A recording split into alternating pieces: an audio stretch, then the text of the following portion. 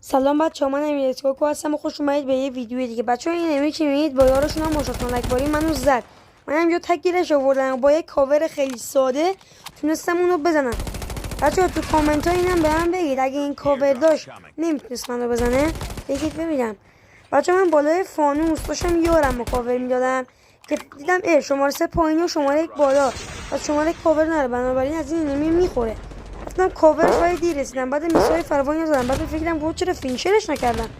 اینجا رفتم گاندارا رو بکشم. دیدم انمی بسم الله الرحمن الرحیم شد اول میشه دوم به نازم بابا.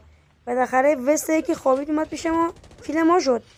بعد بچه‌ها اینجا نگاه کنید، اینجا من گاندارامو کشیدم، اینجا دیدم شماره گذاشتم بسم الله الرحمن الرحیم اینم میزنیم خیلی راحت چون وستش خوابیده بود.